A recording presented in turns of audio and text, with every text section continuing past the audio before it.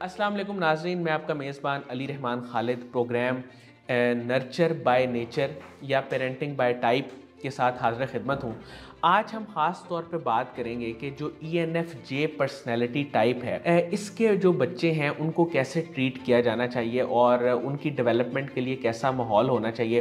क्योंकि डॉक्टर कमर साहब हमारे साथ मौजूद हैं जो पेरेंटिंग बाय टाइप पे काम कर रहे हैं, MBTI एक्सपर्ट हैं। ये बताते हैं कि किस तरह हम अपनी पर्सनैलिटी टाइप आइडेंटिफिकेशन से अपनी ज़िंदगी को बेहतर बना सकते हैं और अपने साथ के जुड़े हुए लोगों को और ख़ास तौर पे अपने बच्चों की ज़िंदगी को कैसे बेहतर बना सकते हैं, इस पर बात कर रहे हैं। अस्सलाम वालेकुम डॉक्टर साहब, कैसे हैं आप? वालेकुम अस्सलाम, ज़बरदस्त, अल्हम्दुलिल्लाह। सर, सबसे पहले तो मैं ये जानना चाहूँगा कि लास्ट टाइम भी हमने बात की थी कि किस उम्र से पता चलना शुरू हो जाता है बच्चे का कि उसकी पर्सनैलिटी क्या है।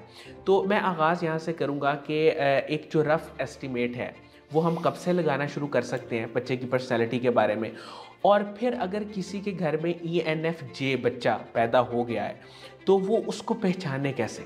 जैसे हमने पिछली वीडियो में जिक्र किया कि जो एटीट्यूड्स हैं ना हमारे, जो पहला फर्स्ट डाइकोटमी है ENI और जो लास्ट डाइकोटमी है JNP, उसको पहचानना सबसे आसान है। अगर हम थोड़ा सा रवैयों पे बच्चों की नज़र रखें, उनके स्टाइल ऑफ डूइंग थिंग्स, कैसे बच्चा रो रहा है, कैसे हाथ पाँव हिला रहा है, तो हमें एक अंदाज़ा हो जाएगा कि ये E है कि I है और J है कि P है। और जैसे जैसे बच्चा अपने रिएक्शंस देना शुरू करता है बाय एक्सटर्नल स्टिमुलस, उतना, और हम उसके स्टिमुलस को, हम उसके रिएक्शंस को पहचान सकें कि ये इसने, देखिए दो तरह के रिएक्शन से हमने टाइप पहचाननी है, एक अच्छे बच्चे की खुशी से और एक बच्चे की गमी से।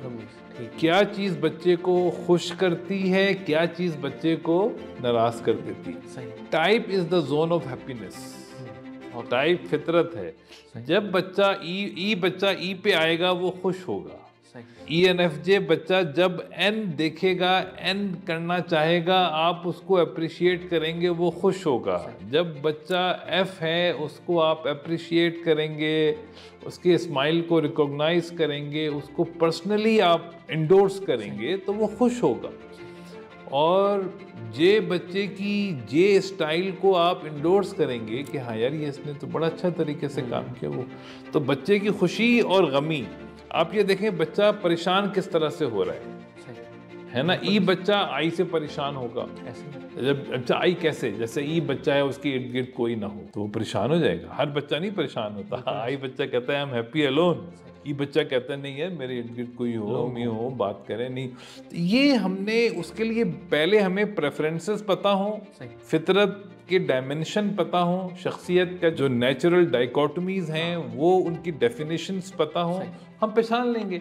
अब एस बच्चे को जब आप एन करवाएंगे वो परेशान हो जाएगा, लेकिन इंट्यूटिव बच्चा जब पैदा होगा उसके सामने आप जब फ्यूचरिस्टिक बात करेंगे, इमेजिनेटिव बात करेंगे, तो वो एकदम एक्साइट हो जाएगा, उसकी अटेंशन, भले वो बच्चा है।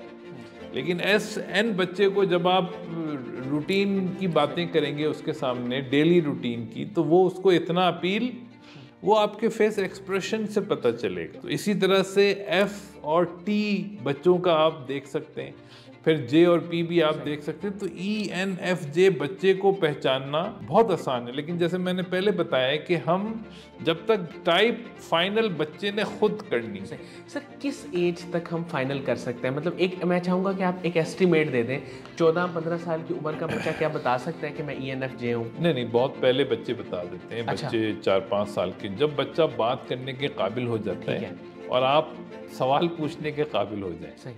दो चीज़ें टाइप जानने के लिए सिर्फ 2 रिक्वायरमेंट है, आपको सवाल करने आते हों और बच्चा को जवाब देना आता हो, और आपको उसकी जवाब की समझ आती है।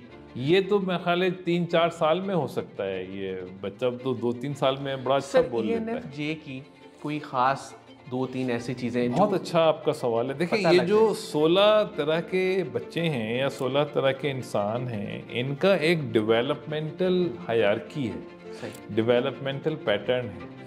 अच्छा, उसमें मैं आपको बताऊं, हर टाइप के अंदर 4 फंक्शंस होते हैं। हर टाइप, वैसे तो 8 होते हैं। हर इंसान के अंदर 8 कॉग्निटिव फंक्शंस होते हैं।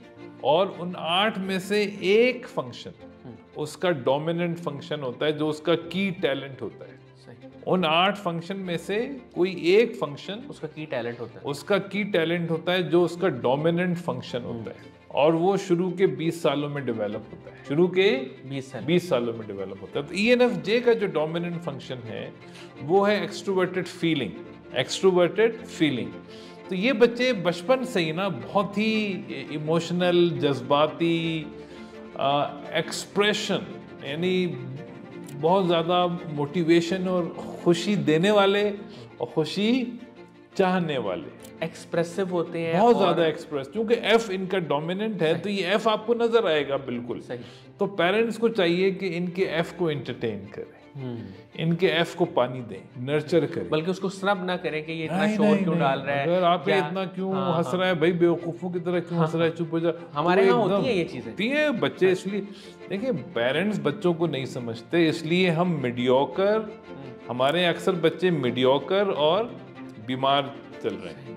हाई अचीवर्स कम हैं, और वो वहाँ हैं जहाँ बाय चांस है, अगर पर्सनालिटी मैच। अब मैं आपको बड़ा अच्छा एक मिसाल दूं, अरफा करीम टावर है यहाँ लाहौर में। बिल्कुल। तो आप अरफा करीम बच्ची को के इंटरव्यू सुने, और उसके माँ बाप दोनों बाहयात हैं, उनके इंटरव्यू सुने आप। अरफा करीम भी NF थी और उसके माँ बाप भी NF है, माँ भी NF और बाप भी NF। देखिए, अल्लाह ने कुदरती इंतजाम कर दिया था अरफा करीम के लिए कि भाई तुम्हारी ऑप्टिमल डेवलपमेंट हो जाएगी, लोगों को एक नर्चरर मिलता है, तुमको हमने माँ भी वैसी दे दी और बाप भी वैसे ही दे दिया भाई। तो वो 19 साल में बिल गेट्स को हैरान करके आ गई। और अगर बाप की टाइप और है, माँ की टाइप और बच्चे की टाइप और है, तो और वो जानते नहीं है, और वो जानते भी नहीं। असल मसला ये कि वो जानते नहीं है, ये है सोने पे सुहागा। तो फिर तुम जो घरों में हो रहा है, तो अल्लाह ने हमें चाबी दे दी, अल्लाह ने हमें एक क्लू दे दिया कि भाई अगर बच्चे डेवलप करने तो तरीका ये है। ठीक है सर, ENFJ की चूंकि हम बात कर रहे हैं, कुछ चीज़ें आपने डिस्कस की सर, इनकी स्ट्रेंथ्स और वीकनेसेस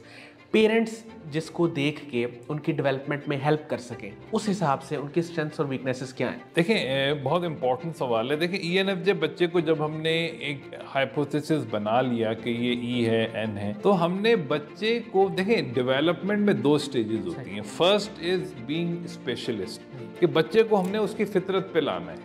तो पहले जो वो है उस पे उसको अप्रिशिएट करें। ENFJ बच्चे को ENFJ होने पे अप्रिशिएट करें, वो जल्दी उसकी डेवलपमेंट फास्ट हो जाएगी। उसको बताएं कि ये जी आप ऑर्गेनाइज्ड रहते हैं, ये बहुत उसको अप्रिशिएट आप एक्सप्रेस करते हैं, ये हमें बहुत अच्छा लगता है। उसको उसकी तारीफ करें, उसको यानी क्रिटिक जो है ना वो बहुत डेंजरस होता है बच्चों के सर लिए। किस एज में जाके आप क्रिटिक कर सकते हैं? ये भी वैसे है तो ये आगे चल के आने वाला सवाल है, लेकिन क्योंकि हम बात देखिए, जब तक बच्चा क्रिटिसिज्म की वैल्यू अप्रिशिएट ना कर सके, हमें उसको क्रिटिक नहीं करना चाहिए। एक खास एज पे जाने के बाद, हाँ, जब उसमें समझ आ जाए, क्रिटिसिज्म की वैल्यू उसको समझ आ जाए कि भाई तनकीद मुझे लेनी। F बच्चे वैसे किसी भी उम्र में ना तनकीद बहुत मुश्किल से ही सीखते हैं। T बच्चे फिर भी सीख लेते हैं। हाँ, F बच्चों को आप प्यार से समझाएं। तनकीद से बहुत ज्यादा वो ना ऑफेंड हो जाते हैं, कहीं ना कहीं डैमेज हो जाते हैं। ऑफेंस तो हमें, ये आपने ज्यादा खूबसूरत वर्ड यूज किया। ऑफेंस तो हमें नजर आती है, अंदर से तो टूट जाते हैं। सही। रोज टूटते हैं, रोज जुड़ते हैं, रोज टूटते हैं, रोज जुड़ते हैं। देखिए, इंसान के अंदर, यानी F बच्चे जितने भी हैं, उनके माँ बाप में सुन रहे हैं, वो उन पे तनकीद ना करें डायरेक्ट। नहीं, तनकीद तो देखें T पे भी ना करें, क्योंकि T बच्चे, हाँ नहीं, जरूरी है। वो बच्चे ये कि उनको भी T की क्रिटिसिज्म की वैल्यू दे लर्न क्विकली, उनको जल्दी समझ आ जाती है। मगर जब उनका T, और प्यार से तनकीद करें। तनकीद कभी भी गुस्से से इफेक्टिव किसी के लिए कभी भी नहीं होती। बिल्कुल ठीक है। तनकीद करें मगर प्यार से, इखलाक से, कि बच्चे को लगे कि हाँ, इस काम को अगर मैं ऐसे करता तो ज्यादा बेहतर होता। सर, माँ बाप अपने ENFJ बच्चे की डेवलपमेंट में किस तरह हेल्प करें? एक तो आपने कुछ चीज़ें उसमें बता दी, उनकी नेचर जब उनको पता लगी, अब वो उनको कैसे अच्छी तरह नर्चर करें, इसमें क्या एक्स्ट्रा करिकुलर एक्टिविटीज़ उनकी नेचर के मुताबिक अगर उनको दी जाए, क्या ये भी हेल्पफुल है? बहुत ज़बरदस्त सवाल है। देखें, माँ बाप बच्चों पे बहुत पैसे खर्च करते हैं। मैं तो अक्सर जानता हूँ हमारे यहाँ की जो मोस्ट ऑफ द फैमिलीज हैं, वो अपनी 1/3 या 2 आधी तनख्वाह, आधी आमदनी बच्चों पे, उनकी फीसों, एजुकेशन पे, डेवलपमेंट पे खर्च करते हैं। सही। उसमें मैं ये बहुत इम्पोर्टेंट मैसेज है कि जब उन्हें एक अंदाज़ा हो जाए, एक शक भी हो जाए कि हमारे यहाँ इस टाइप का बच्चा है, तो उस टाइप को पढ़ें, उस टाइप को पढ़ें, अपने आप को एजुकेट करें ENFJ के बारे में, ताकि हम अभी तो कुछ बातें डिस्कस कर सकेंगे लेकिन बच्चे की तो पूरी ज़िंदगी है। तो अब मैं आपको ENFJ की, जैसे मैंने बताया कि ENFJ की जो पर्सनैलिटी होती है वो डोमिनेंट उनका फीलिंग होता है और सपोर्टेड बाय इंट्यूशन, एन उनका जो है वो नंबर 2 फंक्शन होता है। दे आर, यानी वो पीपल फ्रेंडली लोग होते हैं, लोगों को खुश करना चाहते हैं, लोगों के लिए लोगों की हेल्प करना चाहते हैं, लोगों को डेवलप करना चाहते हैं और सोशल वेलफेयर का एक जज्बा होता है उनमें, बहुत ज्यादा होता है, और फ्यूचरिस्टिक डायरेक्शन में करना चाहते हैं। ठीक है। वो लीडरशिप डेवलपर होते हैं, बॉन्ड लीडरशिप डेवलपर, उनको गिवर कहा जाता है, माशरे के गिवर होते हैं, और उनकी कम्युनिकेशन नेचुरल होती है, उनको स्मूथ टॉकिंग परसुएडर्स कहा जाता है ENFJ को। सही।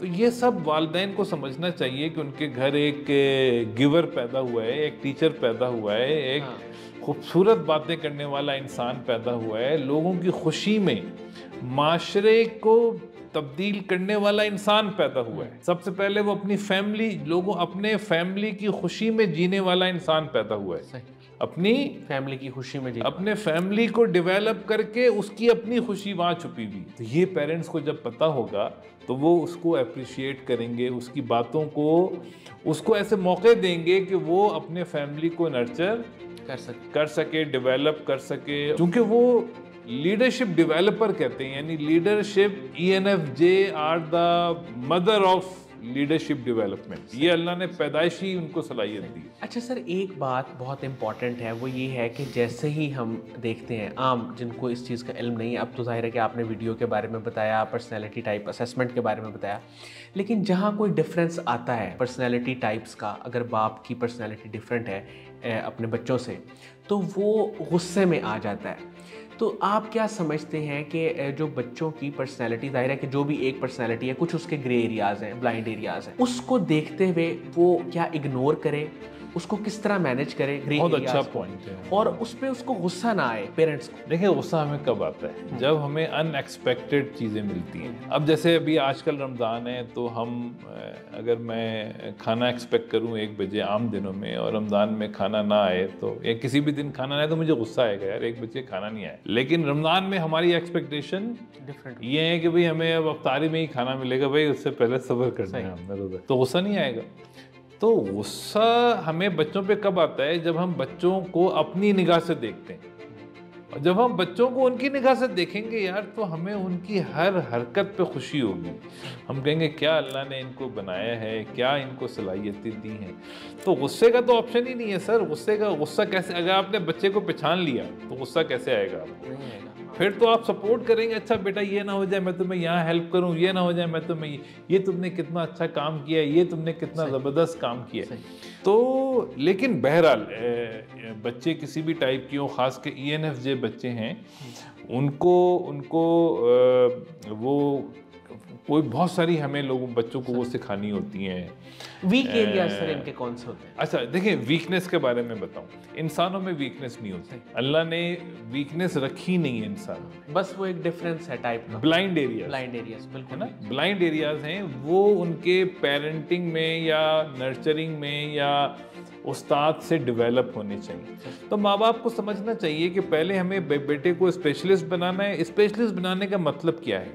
मतलब ये कि बच्चा जो है उसको ये यकीन दिला दें कि बेटा तुम ये हो, ठीक है, and you are the best, you are different but you are the best, मगर बेटा ये भी सीख लो, ये तुम्हारे काम आएगी।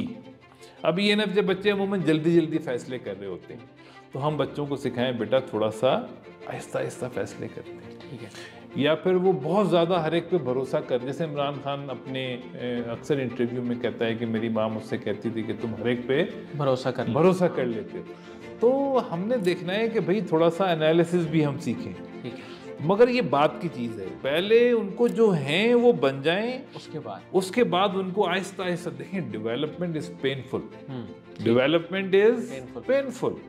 हाँ, हमने ENFJ को थोड़ा आई सिखाना है कि बेटा जल्दी काम कर रहे हो, बहुत अच्छा है, मगर थोड़ा सा सोच के काम करना सीखो, थोड़ा सा सेल्फ रिफ्लेक्शन जितना करते जाओगे उतना ई बेहतर होता जाएगा।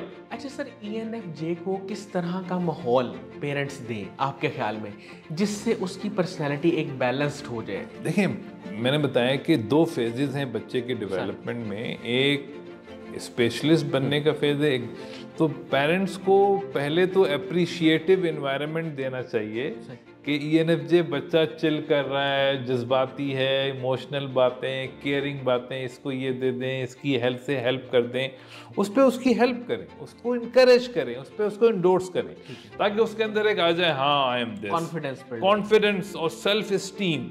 देखिए, सेल्फ स्टीम बिल्ड करना माँ बाप की जिम्मेदारी होती है। सेल्फ स्टीम किसको कहते हैं? The way you see yourself. Ali Rahman अपने आप को कैसा देखता है, ठीक है, तो ये हमने बच्चों को बताना है कि यार यू आर द बेस्ट। क्या बात है भाई, अली भाई क्या आपने काम किया है, जबरदस्त। अच्छा, थोड़ा सा ये भी सीख लें, ये आप काम कर रहे हैं बहुत अच्छा है, इसको थोड़ा ऐसे कर लें। तो ENFJ को थोड़ा सा हम बचपन में आई सिखा दें, ई बैलेंस हो गया, थोड़ा सा एस सिखा दें कि बेटा थोड़ा सा डिटेल भी सीख लो, नंबर्स में भी थोड़ा सा प्रैक्टिस कर लो, थोड़ा थोड़ा, ये थोड़े पे जोर है। सर, ऐसा हो सकता है कि अगर उसको हम कोई टीचर ऐसा दे दें जिसकी या तो वो पर्सनैलिटी एक्सपर्ट हो आपकी तरह, या फिर वो कम से कम उसकी पर्सनैलिटी टाइप थोड़ी डिफरेंट हो, ताकि जब वो उसमें जाए तो एनालाइज करके थोड़ा सा चीज़ों को सीख सके? क्या ऐसा हो सकता है? नहीं, देखें, डिफरेंट या सेम होना मैटर नहीं करता, अंडरस्टैंडिंग मैटर करती है।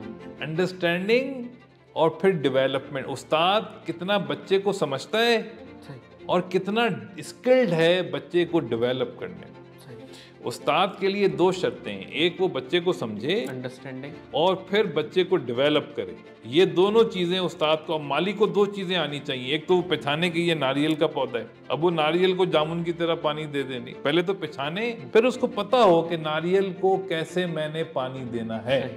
ये दोनों, अब गुलाब पहचान लिया माली ने, भाई ये गेंदा है, ये गुलाब है, अब वो ये पहला स्टेप है, ये पेरेंट्स को सीखना है। फिर अब गेंदे की खाद हमने गुलाब को नहीं देनी, गुलाब की खाद गेंदे को नहीं देनी, गेहूं कब उगाना है माली को पता होना चाहिए, चावल कब उगाना है ये माली को पता होना चाहिए। तो ENFJ को हमने स्पेशलिस्ट एरा में कैसे उसकी सेल्फ स्टीम बिल्ड करनी है, बाय अप्रिशिएटिंग हिज और हर ENFJ, ये पेरेंट्स को पता होना चाहिए। और फिर उसको कैसे हमने उसके ब्लाइंड एरियाज जो हैं वो, अब जैसे ENFJ के ब्लाइंड एरियाज क्या हैं, आई हैं, मसलन थोड़ा सा क्विक रिस्पॉन्ड करना, थोड़ा सा हमें रिफ्लेक्टिव होना होगा, थोड़ा सा पॉज लेके हम काम करें और थोड़ा सा हम सोच समझ के, हाँ, आई डेवलप करें, गैप देखें। अच्छा सर, एक सवाल, क्योंकि बहुत सारे पेरेंट्स इस वक्त जो ये वीडियो देख रहे होंगे उनके जहन में आ रहा होगा कि अगर कोई ENFJ है और वो अपनी मैट्रिक FSC की स्टेज पे पहुंच गया है, तो आप कोई 2-3 करियर्स उसके लिए बताएं कि वो जिनमें अगर वो चला जाए तो कामयाबी के चांसेस ज़्यादा हैं। देखिए, बहुत अच्छा आपका सवाल है। देखिए, कैरियर कहते किसको है ये हमने समझना है। Career is a strategy.